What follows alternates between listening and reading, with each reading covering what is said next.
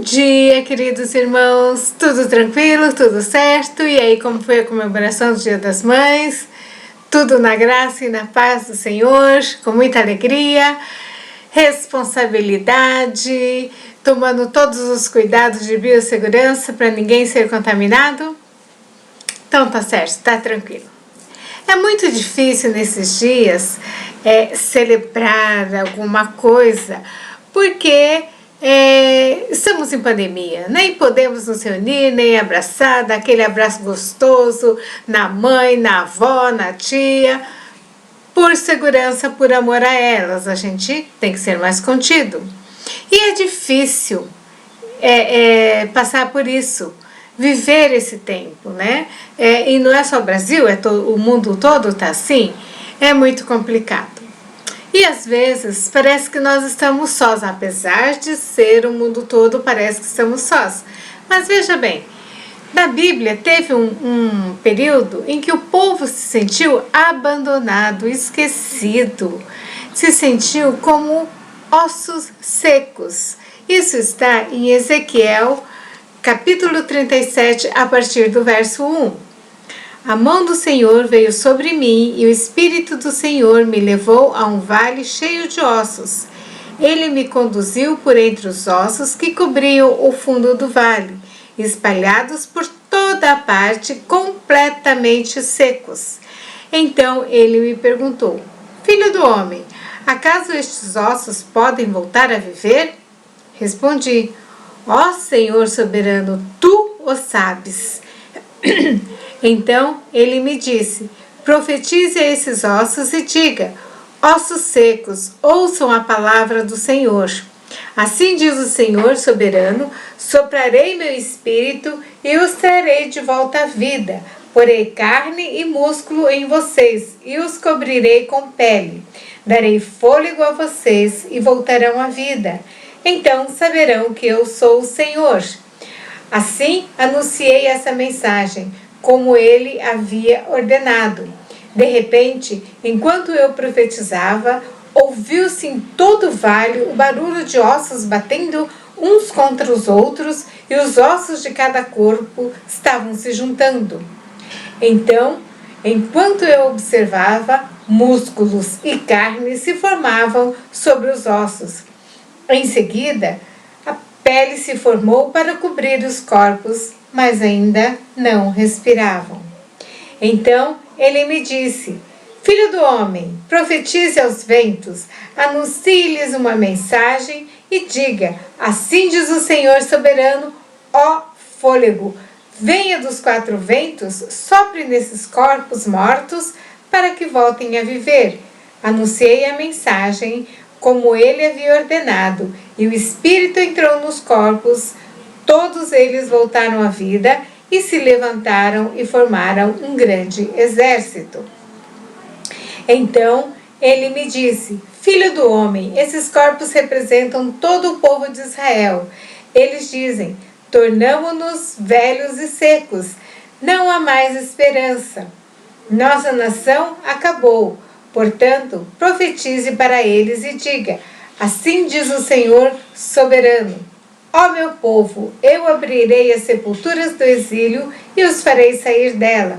Então os trarei de volta à terra de Israel. Quando isso acontecer, meu povo, vocês saberão que eu sou o Senhor. Soprarei meu espírito em vocês e voltarão a viver e os trarei de volta para a sua terra. Então saberão que eu, o Senhor, falei e cumpri o que prometi. Sim, eu, o Senhor, o falei. Ezequiel era um profeta na época do exílio. Eles estavam exilados em Babilônia. Por quê? Por causa do pecado.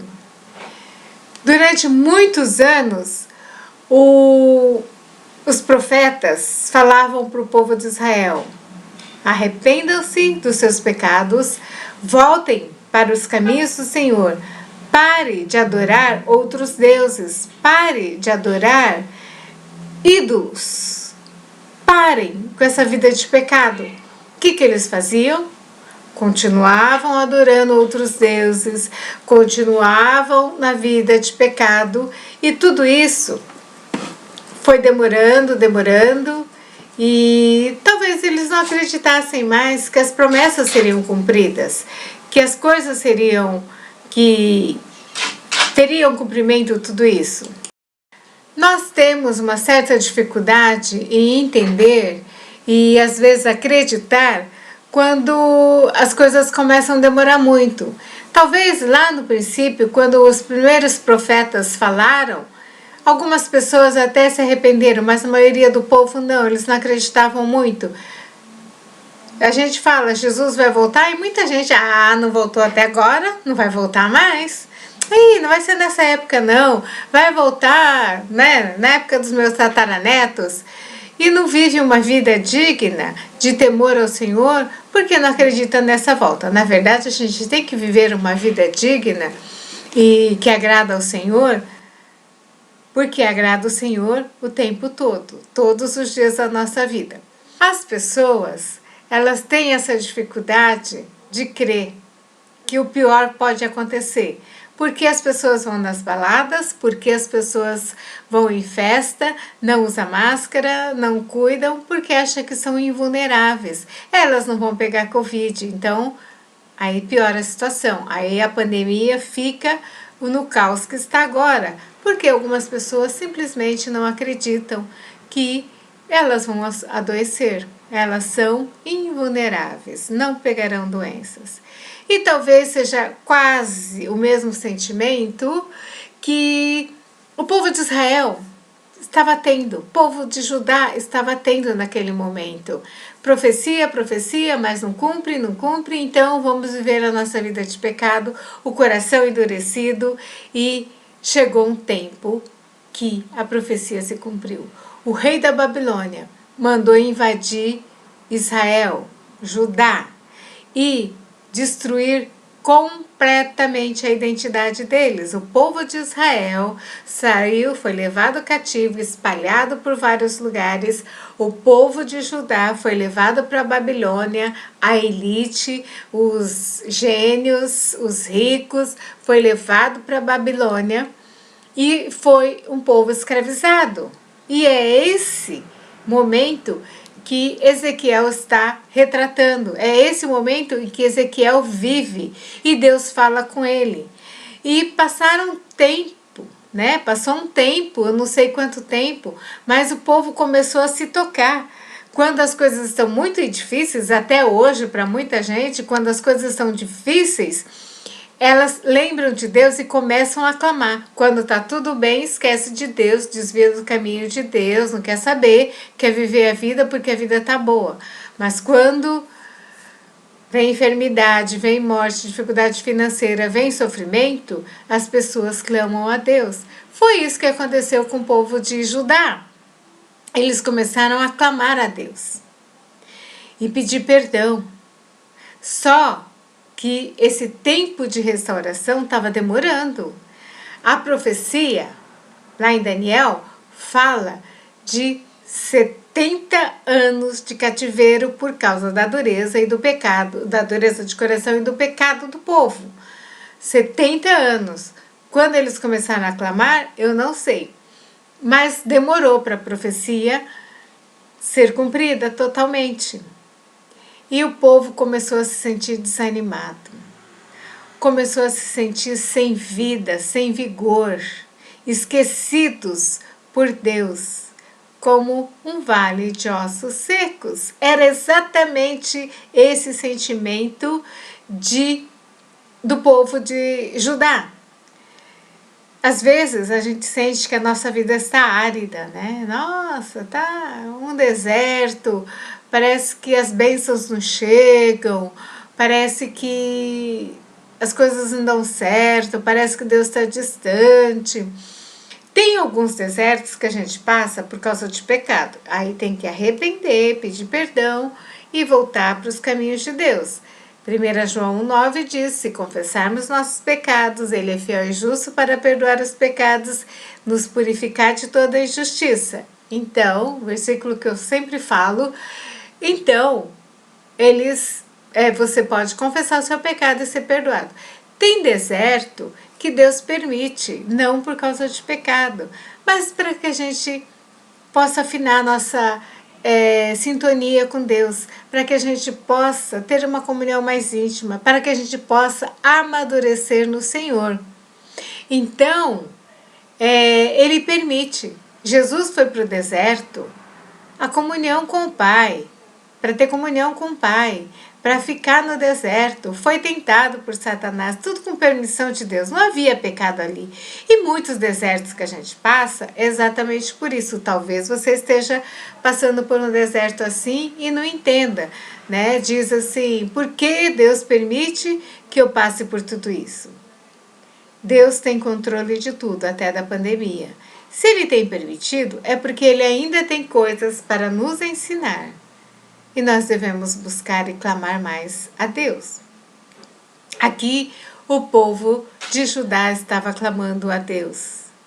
E Deus perdoou. Mas, esse perdão foi imediato. Mas, a libertação não foi imediata.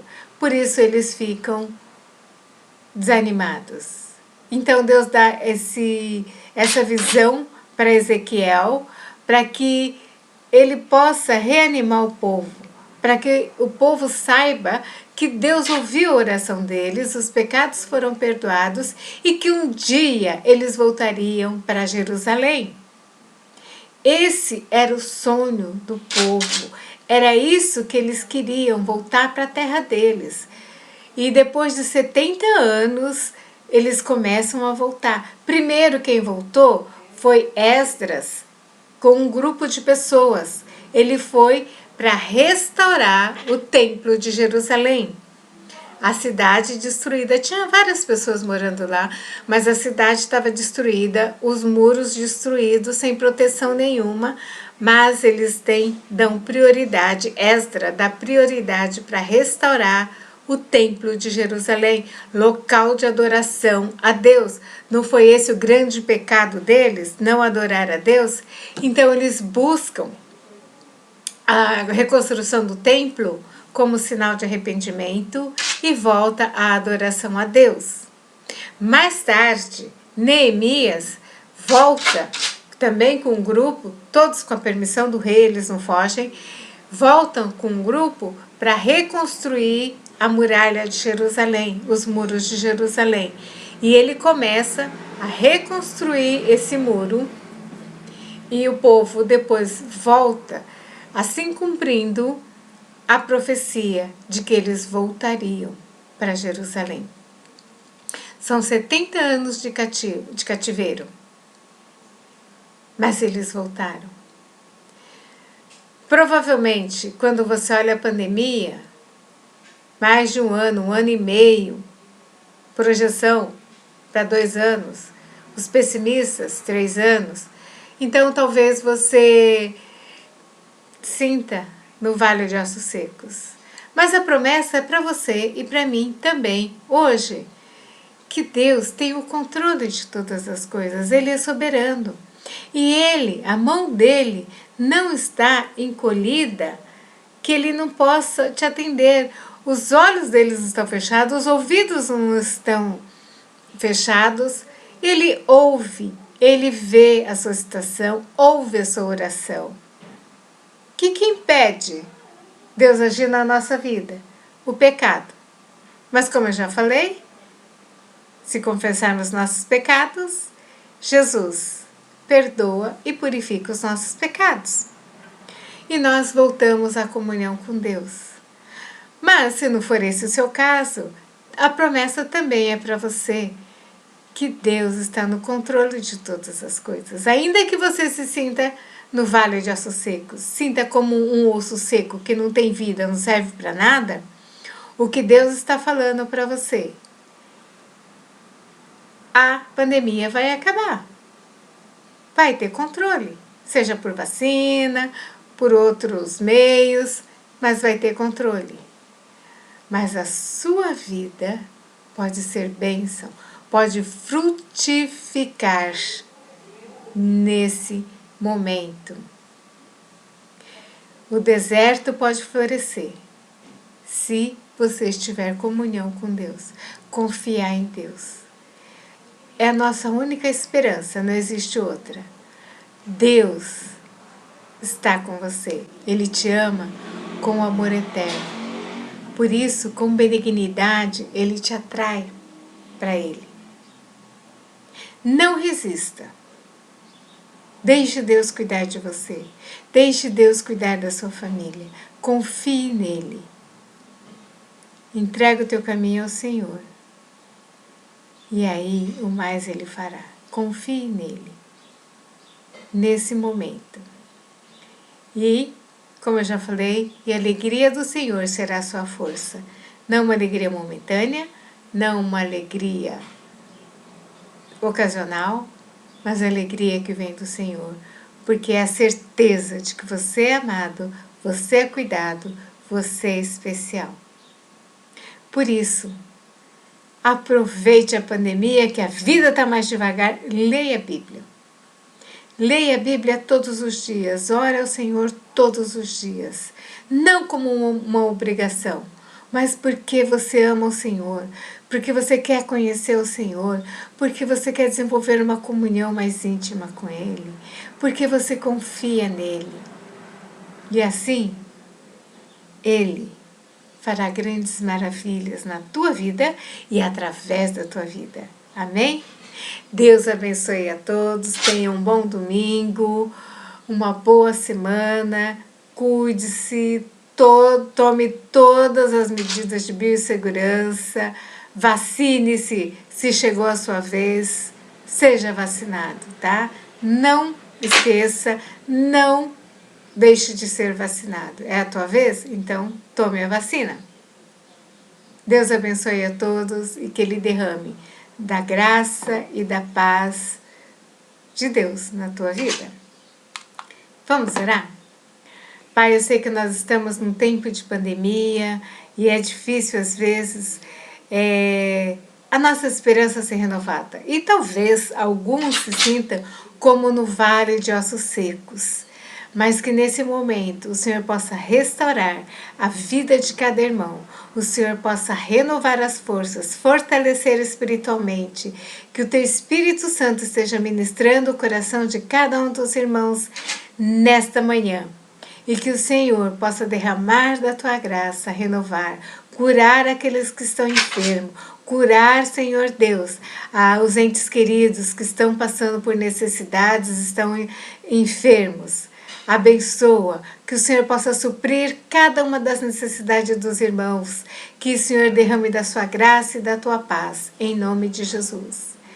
Que o Senhor te abençoe e te guarde, o Senhor faça resplandecer o seu rosto sobre ti e tenha misericórdia de ti. O Senhor sobre ti levante o rosto e te dê a paz. Bom domingo, boa semana na graça e na paz do Senhor. Amém?